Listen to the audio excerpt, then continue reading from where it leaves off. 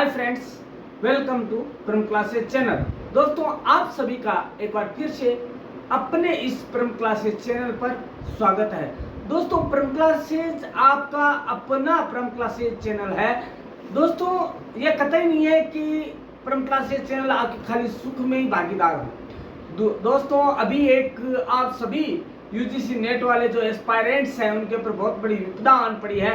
कुछ ही लोगों की गलत फहमी और गलत कामों की वजह से आप सभी को वापस एक बार फिर से यूजीसी नेट का एग्जाम देना पड़ेगा। दोस्तों, यह कुछ ही लोगों की कारस्तानी होती है और भुगतना हम सबको पड़ता है। तो दोस्तों, हमारे पास अब थोड़ा समय और हो गया। दोस्तों, हम और तैयारी कर सकते हैं और तैयारी के साथ हम दे तो हो सकता है हमारा निश्चिंत रूप से सफलतापूर्वक हमारा परिणाम आए। तो दोस्तों, हम जान लेते हैं जहां पर हमने कल छोड़ा था वहीं से हम आगे शुरुआत कर लेते हैं।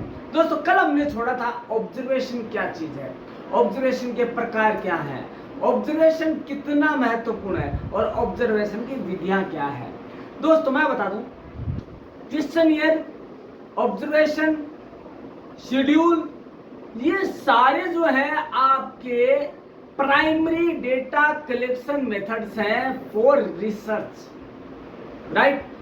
आज जो हम बात करने वाले हैं वो बात कर रहे हैं हम सेकेंडरी डेटा कलेक्शन मेथड्स, जो कि द्वितीयक डेटा संग्रहण विधि के नाम से भी जाना जाता है। दोस्तों, द्वितीयक और प्राथमिक जैसा नाम से जाना जाता है। दोस्तों, द्वितीयक में क्या होता है कि उतना प्रभावी नहीं होता, सेकेंड हैंड होता है। अपन कोई भी गाड़ी लेने जाते हैं, राइट। मैं आपको कोई भी एक एग्जांपल देता हूँ, एक उदाहरण देता हूँ कि हम कोई भी सामान लेने जाते हैं, कोई चीज लेने जाते हैं, तो क्या होता है दोस्तों, फर्स्ट हैंड ही होता है, नया नया ही होता है, पुराना पुराना ही होता है। तो क्या होता है, नया और पुराने में कुछ फर्क तो है दोस्तों। तो नया और पुराने में फर्क तो हम बाद में जानेंगे, लेकिन पुराना है क्या हम उसे जान लेते हैं। दोस्तों, द्वितीयक आंकड़े वो आंकड़े हैं जिसे वास्तविक अनुसंधानकर्ता द्वारा प्राप्त करने के बजाय अन्य किसी व्यक्ति द्वारा एकत्र कर लिया गया है। दोस्तों, केवल अनुसंधानकर्ता तो उसका यूज करेगा, जबकि वो डेटा है वो किसी अन्य व्यक्ति द्वारा, पूर्ववर्ती अनुसंधानकर्ता द्वारा वो एकत्र कर लिए गए, अनुसंधानकर्ता द्वारा या अन्य व्यक्तियों द्वारा एकत्र कर लिए गए हैं। दोस्तों, इसका मतलब यह है कि जानकारी पहले से उपलब्ध है, हमें तो उसका विश्लेषण करना है, हमें तो उसे अपने शब्दों में विस्तार करना है। यह तो वह सामान्य अर्थ। दोस्तों, इसके अलावा हम इसे समझने के लिए और एमसीक्यू के मायने में हम देखें तो कई डेफिनेशंस हम ले सकते हैं। B.S. बोगार्ड के अनुसार secondary data are such data which have been collected by other person than researcher। दोस्तों, बोगार्ड्स ने क्या कहा, बोगार्ड्स ने कहा है कि सेकेंडरी डेटा वो डेटा है जो कि किसी अन्य व्यक्ति द्वारा एकत्र कर लिए गए हैं और उनका यूज है वो अनुसंधानकर्ता द्वारा अपने काम के लिए करता है। एक अन्य डेफिनेशन गुडे हट के अनुसार, according to Goode and Hatt, secondary data are such data these are published and non published category but both are collected by other than researcher। Same definition है, बस इन्होंने टू टाइप्स ऑफ वर्ड दे दिए, दो प्रकार और दे दिए। कौन कौन से है, प्रकाशित और अप्रकाशित। तो दोस्तों, हम सार रूप में कह सकते हैं कि जो द्वितीयक डेटा है वो खुद की मेहनत से नहीं आया, सीधी सी बात मैं बता दूं, वो खुद की मेहनत से नहीं है, खुद की मेहनत से उन्होंने काम करके नहीं लिया डेटा, वो डेटा उपलब्ध है। हम इसे ऐसे कर सकते हैं, संदर्भ सूची के रूप में हम ले सकते हैं। हम संदर्भ सूची का क्यों देते हैं, क्योंकि यह द्वितीयक डेटा है, क्योंकि यह सेकेंडरी डेटा है, प्राइमरी नहीं है। प्राइमरी होता तो हम उसमें संदर्भ नहीं देते, बिब्लियोग्राफी में नहीं डालते। हम उन्हें आभार व्यक्त करते हैं क्योंकि हमने आपके डेटा में से हमने डेटा लिया है, आपने जो कार्य किए उनमें से हमने डेटा लिया है। तो द्वितीय डेटा कौन सा हो गया? जो कि पहले से एकत्र कर लिया गया, उसका हम यूज हमारे लिए कर रहे हैं, वह है सेकेंडरी डेटा मेथड। अब हम जान लेते हैं कि कौन कौन से वो सेकेंडरी डेटा मेथड्स हैं जिनको हम काम में ले सकते हैं। दोस्तों पहला तो है पब्लिश्ड डेटा और प्रकाशित डेटा, प्रकाशित आंकड़े। प्रकाशित आंकड़े कौन कौन से हैं? पहला जो सबसे ऑथेंटिक माना जाता है कौन सा होता है दोस्तों? बताइए, कभी तो आपने काम में लिया होगा इसको। यह है गवर्नमेंटल पब्लिकेशन। होता क्या है दोस्तों, गवर्नमेंट का जो पब्लिकेशन होता है ना, वो ऑथेंटिक माना जाता है। फॉर एग्जाम्पल, आपको अपना नाम चेंज करवाना है तो अब क्या करेंगे? न्यूज़पेपर में तो दे देंगे, लेकिन वो ऑथेंटिक कब माना जाएगा? ऑथेंटिक तब माना जाएगा जब आपने गवर्नमेंट गजेटियर में ये निकाल दिया गया है कि आज से मेरे को इस नाम से जाना जाए। यह सरकारी प्रकाशन। अब बात आ गई, आपने तो नाम चेंज करवा लिया, लेकिन कोई व्यक्ति है जिसे आपके ऊपर अनुसंधान करता है, आपके करना है या आपके ऊपर थीसिस करनी है, तो आपका नाम कब चेंज हुआ, क्या नाम हुआ, किसके थ्रू हुआ, वो कहां से मिलेगा? सरकारी प्रकाशन से, क्योंकि वो ऑथेंटिक है दोस्तों। Authenticity is the most powerful tool in research. दोस्तों जब तक कोई भी चीज ऑथेंटिक है वह सर्वमान्य नहीं है, वह यूनिवर्सल ट्रूथ नहीं मानी जाएगी, वह यूनिवर्सल एक्सेप्टेंस नहीं रखेगी। सार्वभौमिक स्वीकार्य यदि कोई चीज है तो वह है प्रकाशित, और वो भी कौन सा प्रकाशन? सार्वजनिक नहीं, वह है सरकारी प्रकाशन। सरकारी प्रकाशन में यदि छप गया तो हम कह सकते हैं कि भैया हमारा उस साइट पे जाकर या उस डॉक्यूमेंट में जाकर देख लो, गवर्नमेंट के, उसमें मिल जाएगा। जैसे आधार कार्ड हो गए, राइट, जैसा आपके आधार कार्ड की जो सूची होती है वो हो गया, जैसे कि मतदाता सूची होगी। दोस्तों कई बार क्या होता है, हमें किसी एरिया विशेष के जो मतदाता उनके बारे में अध्ययन करना होता है कि कितने बढ़े, तो हम कहां जाएंगे? हम जाएंगे सरकारी प्रकाशन की ओर, क्योंकि वहां सूचियां प्रकाशित होती है, प्रकाशित हो चुकी होती है। हम उन्हें काम में ले रहे हैं, हम नहीं कर रहे हैं वो काम, ऑलरेडी कौन कर चुका?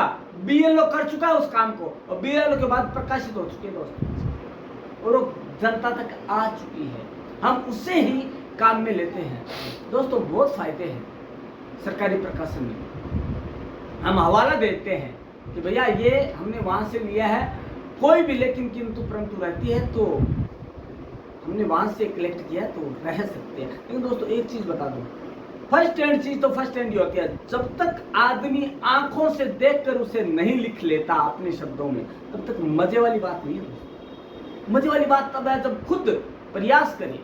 कहते ना कि आपके मरने से ही स्वर्ग मिलता है, दूसरे के मरने से नहीं मिलता। यदि आपको स्वर्ग चाहिए तो खुद को ही मरना पड़ेगा। दूसरे हम सोचेंगे हमारे जगह दूसरा मर जाए और हमें स्वर्ग मिल जाए, नहीं, कतई नहीं मिलेगा। यही चीज प्राइमरी डेटा कलेक्शन और सेकेंडरी डेटा कलेक्शन में सेम थिंग। तो करना क्या होगा? विश्वसनीयता के लिए देखिए प्राइमरी डेटा कलेक्शन, लेकिन कुछ चीजें ऐसी है जो सेकेंडरी डेटा कलेक्शन में अच्छी है। अब दूसरा जान लेते हैं कि कौन सा प्रकाशित और हो सकता है। सार्वजनिक record, public record. Public record के लिए न्यूज़पेपर में निकाल दिया जाता है या कोई साइट पर दे दिया जाता है, वेबसाइट पर, तो दोस्तों वह है पब्लिक रिकॉर्ड, वह सार्वजनिक रिकॉर्ड। सार्वजनिक रिकॉर्ड हो चुका है, हम वहां जाएंगे, वहां जाकर क्या करेंगे कि भैया आपने रिकॉर्ड कर रखा है तो हमें दे दीजिए, कृपया हमें उपलब्ध करवा दीजिए। हो सकता है हमारा समय थोड़ा सा लगे, हमारे पैसे थोड़े से लगे, लेकिन प्राइमरी डेटा की बजाय कम खर्चीला और कम समय वाला, कम समय लगने वाला है, हमें जल्दी से और कम पैसे में मिल जाता है। उसके बाद बात आती है आपकी ऐतिहासिक और सांख्यिकी दस्तावेज। अब दोस्तों हम जानते हैं कि ऐतिहासिक दस्तावेज कहां से मिलते हैं। आज मैंने न्यूज़पेपर में पढ़ा कि नालंदा विश्वविद्यालय के होने के दस्तावेज मिले, ऐतिहासिक दस्तावेज मिले, और उसकी पुनः स्थापना कर दी गई। कहां से मिले दोस्तों? किसको मिले? जो रिसर्चर है ना, जो रिसर्चर कर रहा है कि नालंदा और तक्षशिला विश्वविद्यालय हुए या नहीं हुए, ना मैंने देखा नहीं आपने देखा, लेकिन किसने देखा? जिन्होंने देखा वो तो उपलब्ध है ना, कहीं भी उपलब्ध हो, आज दस्तावेज कहीं भी उपलब्ध हो नालंदा तक्षशिला के, वो मिल जाएंगे। तो दोस्तों बड़े फख्र की बात है कि यहाँ वो हमारे भारत की दो प्रमुख वो यूनिवर्सिटीज है जिनमें कि बाहर के विदेशियों ने यहाँ आकर अध्ययन किया। हाँ, हम मानते हैं तक्षशिला अब है वो पाकिस्तान के पंजाब प्रांत में चली गई, लेकिन दोस्तों बड़े फख्र की बात है, बड़े गर्व की बात है कि हमारे यहाँ पर भी बाहर से हवेनसांग, फाइयान, बौद्ध धर्म के जितने भी लोग थे ज्यादातर ने यहीं पे अध्ययन किया। तो दोस्तों हमें कहां से मिला? हमें दस्तावेज मिले हैं कि लगभग दस्तावेज किताबें जला दी गई है, लेकिन कुछ दस्तावेज बचे हैं। उससे प्रमाणित होता है कि ये विश्वविद्यालय 870 साल पहले बने होंगे या अपनी उन्होंने समृद्धि हासिल की होगी और अपना नाम कमाया होगा दोस्तों। तो दोस्तों ये ऐतिहासिक और सांख्यिकी विधियां हैं, दस्तावेज होते हैं जो हमें प्रमाणिकता के तौर पर हमें मिलती है दोस्तों। उसकी प्रमाणिकता का कैसे पता लगा सकते तो मैं बता दूं दोस्तों कैसे होता है। दोस्तों खाली ये दस्तावेज वही नहीं है, जो हमारी पुरातत्व की जो स्थापत्य कला है वो भी हमारे लिए द्वितीयक डेटा है।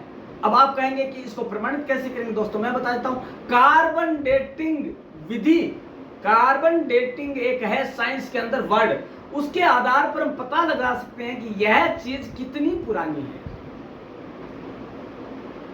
यह है, देखिए स्थापत्य कला तो किसी ने पहले बना चुके, तक्षशिला नालंदा, लेकिन अब जो अवशेष हैं उनके आधार पर हम पता लगा सकते हैं कि कितनी पुरानी रही होगी। तो ये दोस्तों ये चीजें हैं जो कि हमें द्वितीयक जो है डेटा कलेक्शन उसमें देखने को मिलती है। उसके बाद बात आती है व्यावसायिक दस्तावेज। व्यावसायिक दस्तावेज तो कहता ही है दोस्तों, क्या कहता है? पहले लिख पाछे दे, भूल पड़े कागज से ले। क्या कहता है?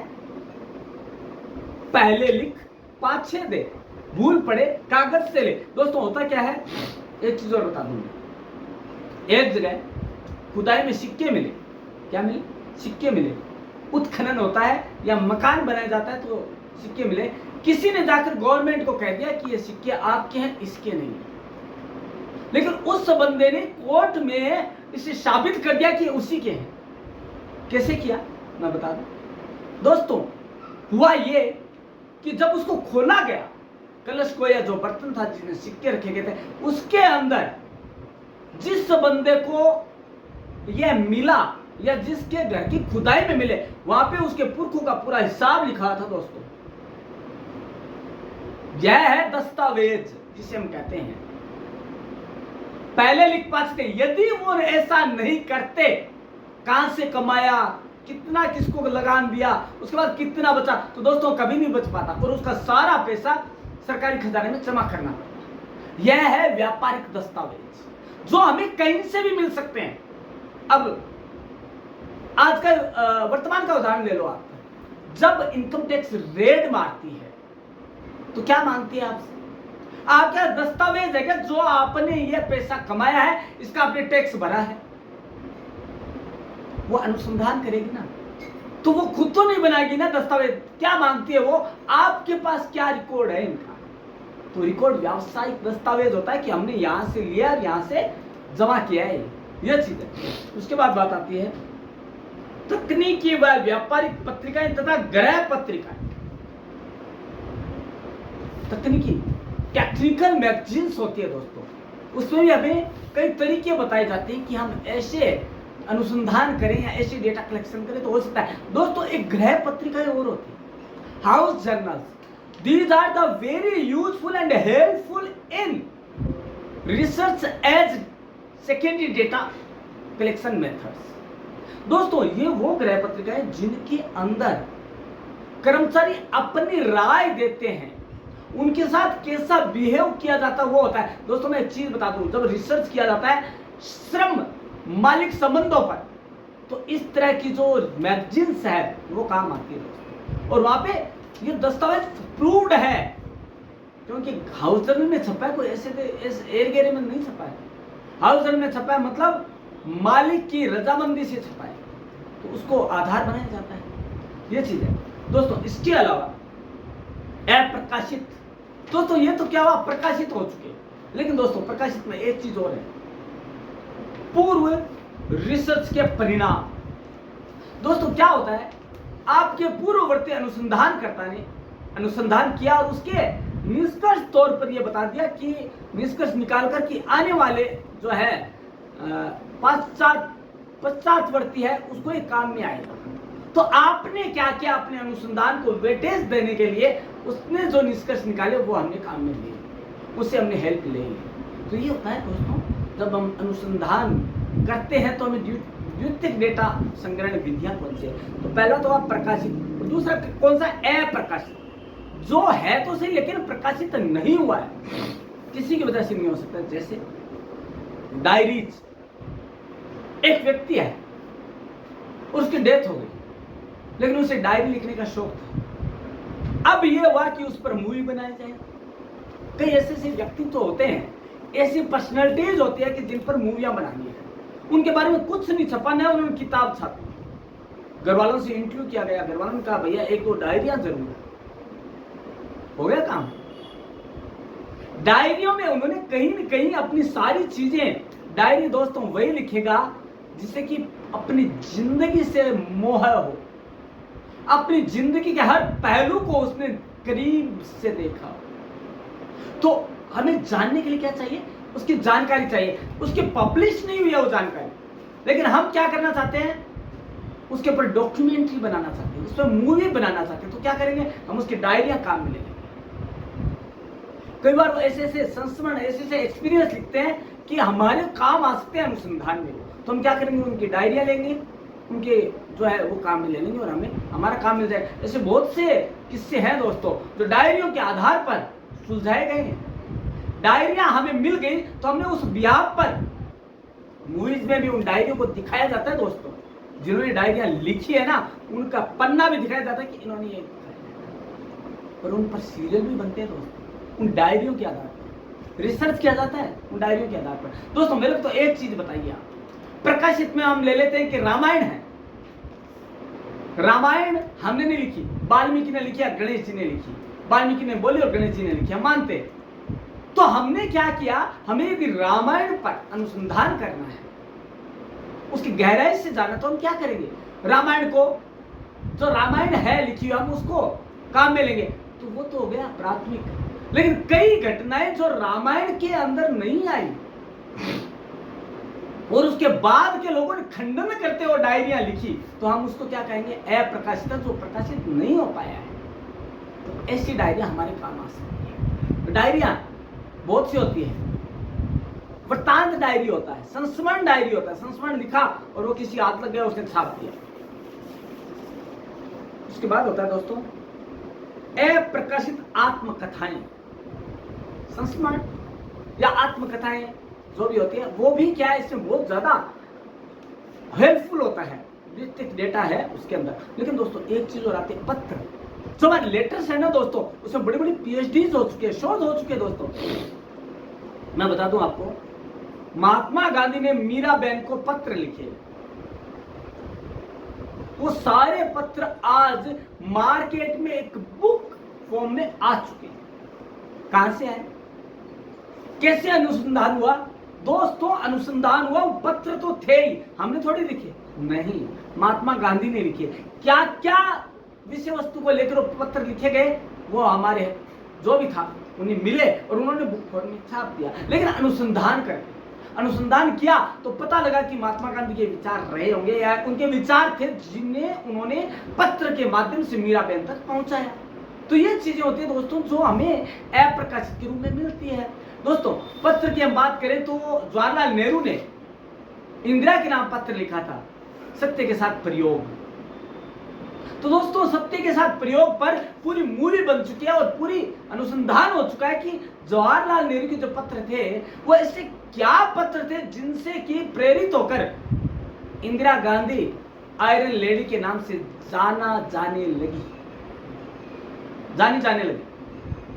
क्या था उन पत्रों में? तो उनका अनुसंधान हुआ तो पता लगा कि जो पत्र थे वो किसी भी स्थिति में एक व्यक्ति को फर्श से अर्श पर पहुंचाने में कहीं कमतर नहीं थे।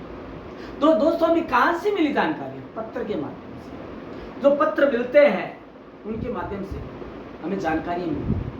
दोस्तों ये तो है प्रकाशित और अप्रकाशित। इसके अलावा भी है दोस्तों, क्योंकि आज टेक्नोलॉजी है तो हमें करना क्या होगा? टेक्नोलॉजी के हिसाब से भी हमें द्वितीयक आंकड़े या डेटा इकट्ठे करने पड़ेंगे। तो दोस्तों इंटरनेट पर उपलब्ध डेटा है, वो क्या है? द्वितीयक आंकड़े में प्रकाशित है। वो प्रकाशित हो चुका है, किसी फॉर्म में हो प्रकाशित हो गया, लेकिन उसमें यदि जब तक उसमें कॉपीराइट भी होगा उस चीज का। कई बार हम पिक्चर यूज में ले लेते हैं, पता नहीं रहता वो कॉपीराइट के अंदर था या नहीं था। तो हमें जो इंटरनेट पर भी उपलब्ध है वो भी क्या है? डेटा है। वो डेटा भी आपका द्वितीयक डेटा है, क्योंकि पहले से काम हो चुका है उसके ऊपर। उसके बाद बात आती है सरकारी व गैर सरकारी एजेंसियां। हम वहां पे ऑफिस में जाते हैं, समितियों से संपर्क करते हैं कि हमें इसके बारे में डेटा चाहिए, तो हम क्या करेंगे? उनसे संपर्क करेंगे और हमें तैयार पका पकाया माल मिल जाता है। हम थोड़ा सा रेस्पेक्टिव वर्ड यूज में लें। यदि हम पियोन को भी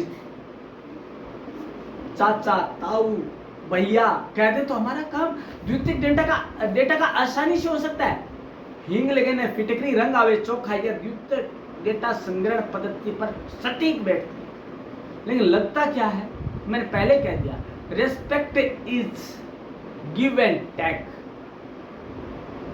सम्मान दोगे तो सम्मान मिलेगा, और सम्मान के रूप में कोई आपको आवश्यकता के अनुसार जो भी चीज थी वो उपलब्ध करवा दी जाती है। तो ये है एजेंसी का महत्व। उसके बाद है सार्वजनिक पुस्तकालय। दोस्तों library is the world of datas.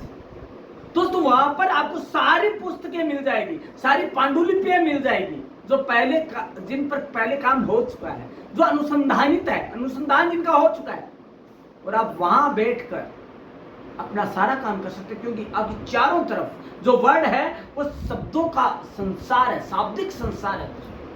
आपको इधर उधर झांकने की जरूरत नहीं है। पत्रिकाएं, समाचार पत्र, सारे बुक्स, पांडुलिपियां, पत्र, जर्नल्स, ये सारे आपको मिलेंगे वहां। लाइब्रेरी का स्थान है दोस्तों।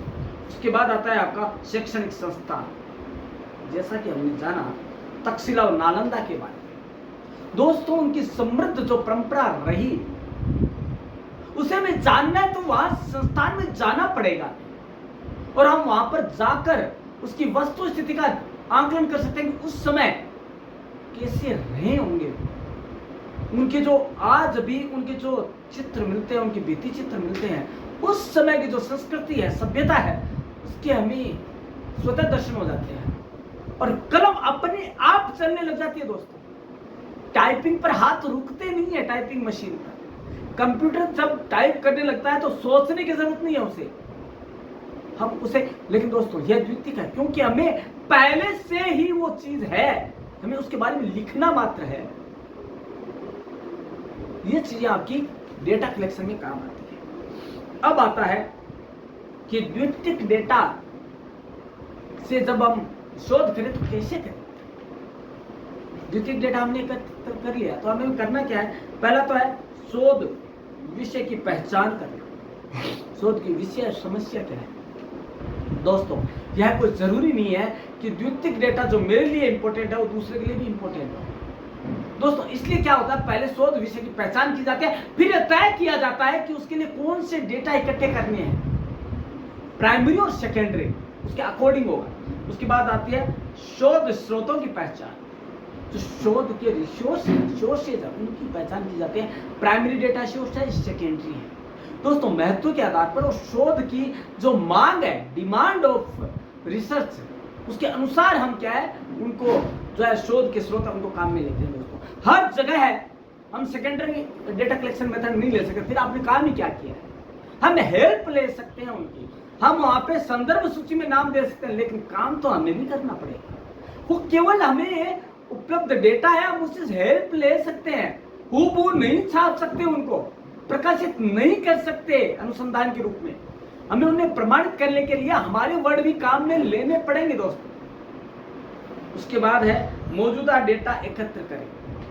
जो आपके पास द्वितीयक स्रोत से जो डेटा एकत्र हो गए उनको हमें एकत्र करना पड़ेगा, एक जगह करना पड़ेगा कि भैया हमारे इस चैप्टर से संबंधित ये डेटा आ गया, इस समस्या से संबंधित ये डेटा आ गया, इस व्यक्ति का ये डेटा आ गया, अप्रकाशित में ये आ गया, प्रकाशित में ये आ गया। ये आप अगले खींचेगरी करेंगे। उसके बाद है संयोजित करें और तुलना करें। हमने क्या किया, प्राइमरी और सेकेंडरी दोनों रख लिया पास। अब हम दोनों में तुलना करेंगे कि कौन सा लेना चाहिए, कौन सा नहीं लेना चाहिए, कौन सा अधिक उपयोगी है, कौन सा नहीं है, कौन सा अधिक प्रभावी है या अकाउंटेबल है, कौन सा अधिक प्रभावी है, कौन सा अधिक प्रामाणिक है। जो अधिक प्रामाणिक है, जो अधिक अकाउंटेबल है, उसे हम काम में लेंगे, अन्यथा हम उसे छोड़ देंगे।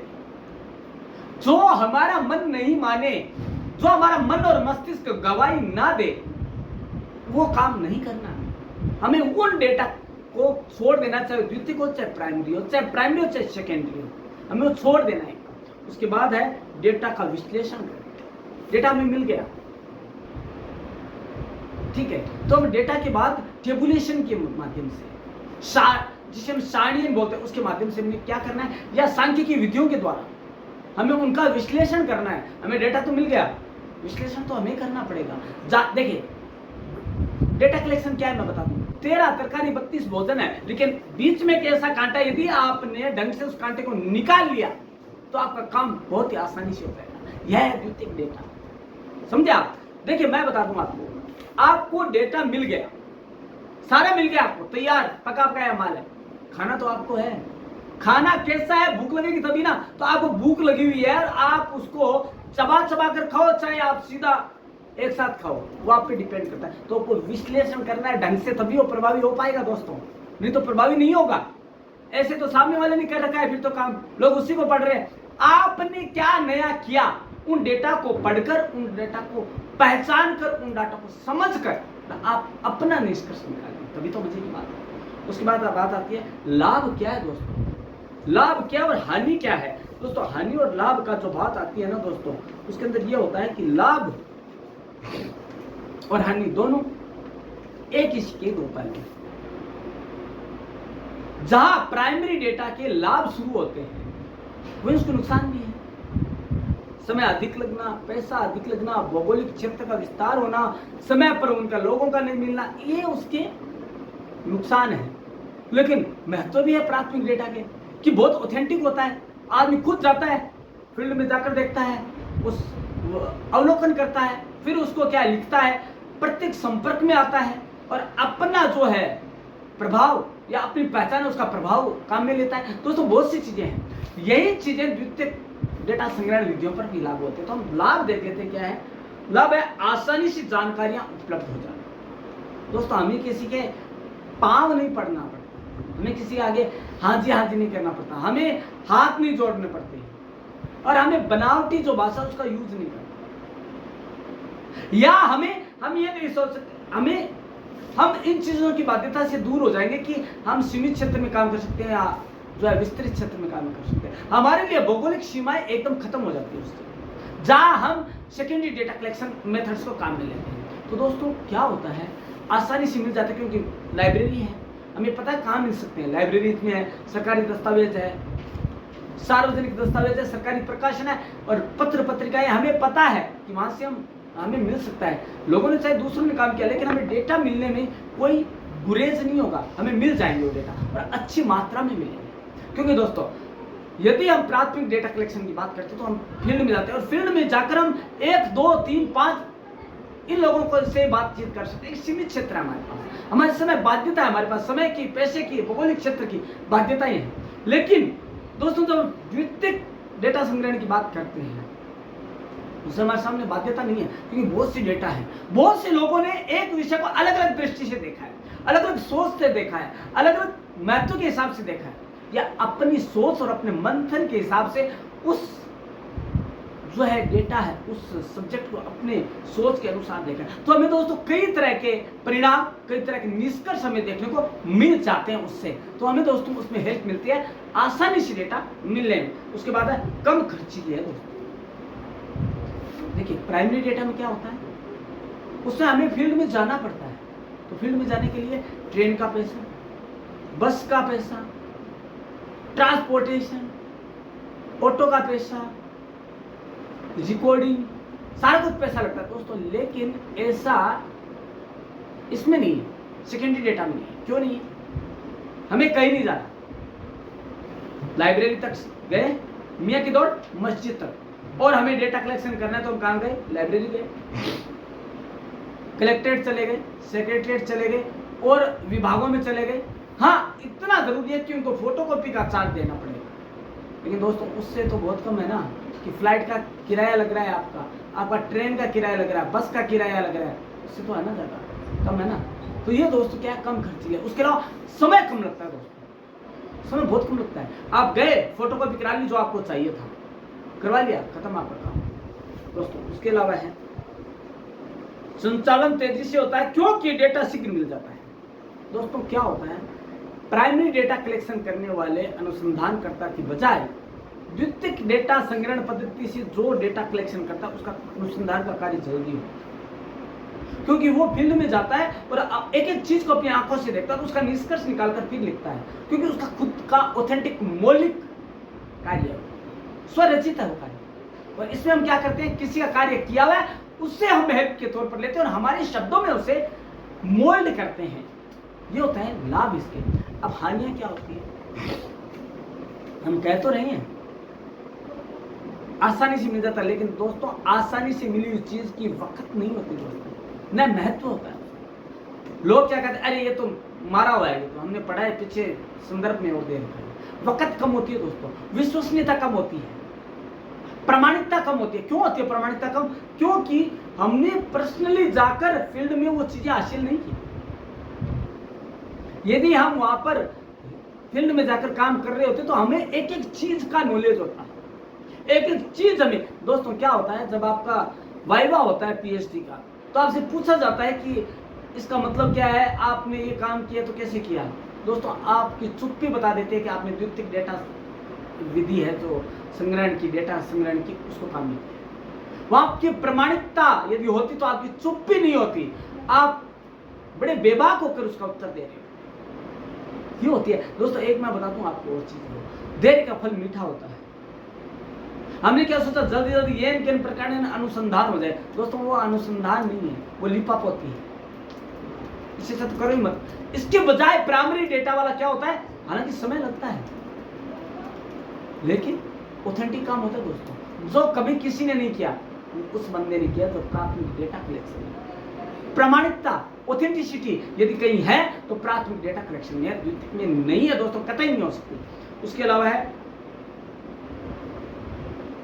नवीनतम डेटा या आंकड़े नहीं मिलते हैं। दोस्तों होता क्या है, हमें यह पता करना था कि भारत के इस राज्य की जनगणना क्या है, जनसंख्या कितनी है। तो दोस्तों जनसंख्या कितनी है ये तो हमें सेंसस से पता लगता है, हर 10 साल में जनगणना होती है, और हमें आज चाहिए, आज की डेट में हमें चाहिए कितनी है।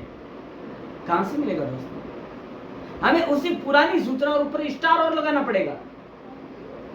डेटा है संकलित डेटा उस विवरणिका के अनुसार है जो कि 2024 में या 2023 में जो का हुआ था जनगणना, उसके अनुसार है। जबकि यदि यहीं पे प्राइमरी डेटा कलेक्शन काम में आता मेथड, तो हम क्या करते, फील्ड में जाकर ये पता कर लेते कितने लोग हैं, कितने पुरुष हैं, कितनी महिलाएं हैं, कितने बच्चे हैं, कितने अनपढ़ हैं, कितने पढ़े लिखे हैं। क्योंकि दोस्तों ये चीजें क्या होती है, समय के साथ बदलती है, देश काल और परिस्थिति के अनुसार हर चीज बदलने वाली है। परिवर्तन प्रकृति का नियम है, लेकिन ये जो है डेटा कलेक्शन है वो प्राइमरी में ही मिलेगा आपको, द्वितीयक में नहीं मिलेगा। वो तो लिखा लिखाया है, पुराना है। दोस्तों आपने देखा होगा संस्करण, इस पुस्तक का इतना संस्करण है जैसे 2022 में छप चुका, और आज हम 2025 में जी रहे हैं। तो 3 साल में जो से परिवर्तन आया है विषय वस्तु में वो कहाँ से लाएंगे? संभव नहीं है दोस्तों द्वितीयक डेटा से, और हमें पुराने से काम चलाना पड़ेगा। और कोई हमें कह भी देगा कि आपने क्या काम किया, आपने तो चुराया है। द्वितीयक डेटा यही माना जाता है। उसके अलावा निष्कर्ष निकाला असंभव है। दोस्तों एक एग्जांपल देता हूँ, सुनना। दूध से क्या बनता है? दही। दही से क्या बनता है? छाछ। लेकिन दही से पहले मक्खन भी बनता है दोस्तों, थोड़ा दिमाग लगाइए। मक्खन निकल गया, पीछे क्या बचा?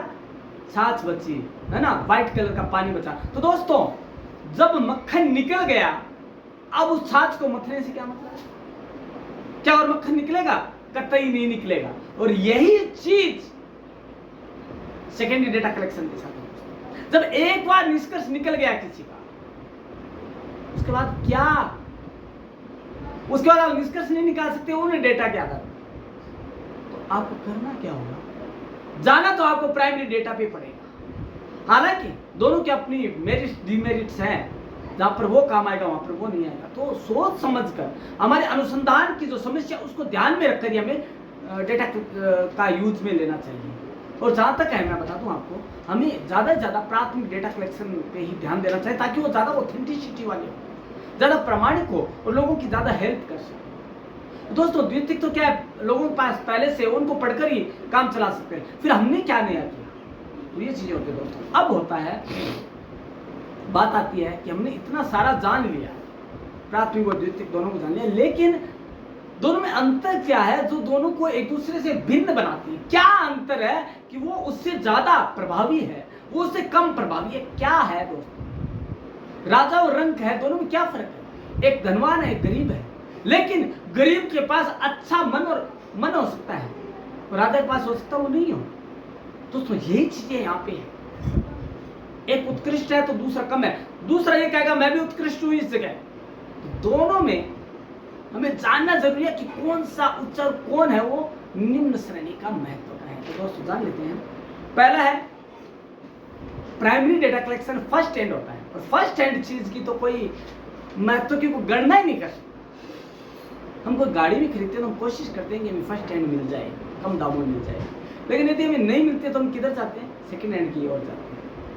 हमें बुक्स पे पढ़ने के लिए यदि फर्स्ट हैंड सस्ती मिल जाती तो हम वही पढ़ते हैं, अन्यथा हम क्या करते हैं? यार पढ़ना ही तो है, दूसरी खरीद लेते। लेकिन दूसरी खरीदने में नुकसान क्या है? हमें प्रमाणित डेटा नहीं मिलेगा, क्योंकि 4 साल बाद दूसरी बुक आ गई। दोस्तों चीज बता दूं, कॉमर्स के अंदर इनकम टैक्स एक ऐसी बुक लगती है, आयकर विधान व लेख्य नाम से है। हर साल वो चेंज होती है, हर साल बदलाव होते हैं, और वो चीज वो बुक है अगले साल क्या रद्दी हो जाती है। तो ऐसे में द्वितीयक आंकड़े काम नहीं आएंगे, प्रकाशित है ना वो, उसके बाद काम नहीं आएंगे 1 साल बाद। तो first hand is first hand, वही आपके जो है वो ज्यादा महत्वपूर्ण है। उसके बाद आता है आपका more reliable, accountable and authenticate. ये जितना ज्यादा प्राइमरी डेटा उतना द्वितीयक कभी भी नहीं हो सकता। जितना आपने आंखों से खुद ने देखा है, खुद ने महसूस किया है, आपने 6 सेंस काम में लेकर उसका अनुसंधान किया, डेटा एकत्र किया है, क्या वो आप द्वितीयक में संभव हो सकता है? नहीं है। हाँ ये हुआ है, लेकिन किसके द्वारा हुआ है? ये पहले जिस व्यक्ति ने एकत्र किया उसके द्वारा ये किया गया, हमारे द्वारा नहीं किया। तो ऑथेंटिसिटी है वो उसके द्वारा थी, हमारे द्वारा हम प्रमाणित नहीं कर सकते। इसको प्रमाणीकरण का हमारे पास माध्यम नहीं है, क्योंकि उस टाइम पुराना हो गया दोस्तों, 100 साल पहले की बात है, और हम आज में जीना चाहते तो कैसे हो सकता है? अगला है टाइम ज्यादा लगता है। ये बात सही है, प्राइमरी में ज्यादा टाइम लगता है, और आपको वहां से जाके लाना तो समय भी ज्यादा लगेगा। 10-15 दिन लग जाते हैं लोगों को। ग्रामीण क्षेत्र में जाते हैं, पता नहीं कौन सी एरिया से कौन सी बस मिले, कैसे कितने पैसे लगाने पड़े। दोस्तों ये मानता हूँ, लेकिन वहां पे कम पैसा लगता है और कम समय में आपका काम होता है। लेकिन दोस्तों एक चीज और बता दूं, इसमें पर्सनैलिटी का बहुत ज्यादा प्रभाव पड़ता है प्राइमरी डेटा में, और आप पर्सनैलिटी से डेटा वैसे भी एकत्र कर सकते हैं, उस परसेंटेज कोई फर्क नहीं पड़ता है। आपके आगे बुक्स पढ़ी, आपके पास दस्तावेज, आपको पर्सनैलिटी का कोई काम भी नहीं लेनी आपको। लेकिन दोस्तों एक चीज और है, प्राइमरी डेटा में आप सामने वाले के जो विचार है उनको मोल्ड करवा सकते हैं, ये नुकसान है। आप उसकी जो धारणा है उनको आप विचलित कर सकते हैं, उनको प्रत्यक्ष संपर्क कर। लेकिन यहाँ पे ऐसा नहीं है दोस्तों। यहाँ पे क्या आपको मिल गया, आप उसी से काम में ले सकते हैं और अपने निष्कर्ष खुद निकाल सकते हैं। उसके बाद बात आती है कम डेटा। दोस्तों हम जब फील्ड में जाते हैं तो हमारे पास बाध्यताएं हैं, मैंने बताया समय की, पैसे की, भौगोलिक क्षेत्र की, तो हमें कम डेटा मिलेगा बनिस्पत की द्वितीयक डेटा संग्रहण विधियों के, उसमें तो हमारे पास डेटा ही डेटा है। जरूरत है तो आपको निष्कर्ष करने की है, आपको तय करने की कौन सा डेटा आपको चाहिए और कौन सा छोड़ना है। उसके अलावा निष्कर्ष इसमें संभव है, प्राइमरी डेटा है। आप निष्कर्ष निकाल सकते हैं कि मैंने जो काम किया उसके बाद यह परिणाम आता है, लेकिन द्वितीयक में तो पहले ही हो चुका, मक्खन पहले निकल चुका। अब छाछ में से क्या मक्खन निकालोगे आप, क्या कौन सा तीर मारोगे तो उसमें कौन सा हो गया, उसमें से हमें क्या करना है, आवश्यकता के अनुसार काम में लेना है। दोस्तों काम में लेते समय हमें हर चीज का ध्यान में रखना है कि हमें कौन सी जगह कौन सा डेटा काम में लेना है, कौन सी जगह कौन सा डेटा। लेकिन दोस्तों एक चीज और है, धैर्य का फल हमेशा मीठा होता है। लेकिन दोस्तों एक चीज और है कि समय बड़ा बलवान है। दोनों चीजें, time and tide wait for none. एक तरफ तो हम ये कहते हैं हमें समय पर काम कर लेना चाहिए, और एक है कि धैर्य का फल मीठा होता है। सोच समझ काम करो, धैर्य से काम करो, दोनों चीजें नहीं हो सकती। तो दोस्तों दोनों जहां पर लागू करनी चाहिए ना वहीं करनी चाहिए। दोनों को एक साथ नहीं काम में ले सकते आप। ये दोनों को एक साथ काम में लिया तो आपका कोई भी काम नहीं हो पाएगा। तो दोस्तों हमने आज जाना कि यह शोध की द्वितीयक डेटा संग्रह विधि क्या है। हमने प्राइमरी भी जाना, द्वितीयक भी जाना, और हमने दोनों के बीच में डिफरेंशिएट भी किया, दोनों के बीच में अंतर क्या उसको भी जाना। दोस्तों ये अंतर आपको टेबुलेशन फॉर्म में हमारे चैनल पर भी मिलेगी आपको, दोस्तों आप देख सकते हैं इसको। तो दोस्तों लेकिन बात ये आती है कि कल हम एक और नया टॉपिक लेकर आएंगे और हम बात करेंगे सैंपलिंग क्या होता है। सैंपलिंग भी एक डेटा संग्रहण विधि है। लॉटरी क्या है, गेल्प्स क्या है, टीआरपी क्या है, हम इनको जानेंगे। लेकिन आप कब जान पाएंगे, जब तक आप इसे बेल आइकन दबाकर सब्सक्राइब नहीं करेंगे तब तक आपको कैसे पता लगेगा कि यह मेरे काम का या नहीं है। तो दोस्तों यूजीसी नेट का एग्जाम वापस होने वाला है, अभी डेट नहीं आई है, नो टेंशन। जब तक नहीं आती तब तक आप तैयारी करें, और तैयारी करवाने के लिए आपके साथ बैठा है ना फ्रॉम क्लासेस चैनल। तो दोस्तों मैं तो यही कहूंगा, अपने कमेंट डालिए ताकि हमें पता लगे हमारी कमजोरी का, और आपको करना क्या है, आपको वो चीजें लिख देनी है जो आपको चाहिए। तो दोस्तों रहा वादा एक बार फिर से नई चीजें लेके आने का। तो दोस्तों हम मिलते हैं कल इसी समय इसी मंच पर इसी चैनल पर, तब तक के लिए धन्यवाद।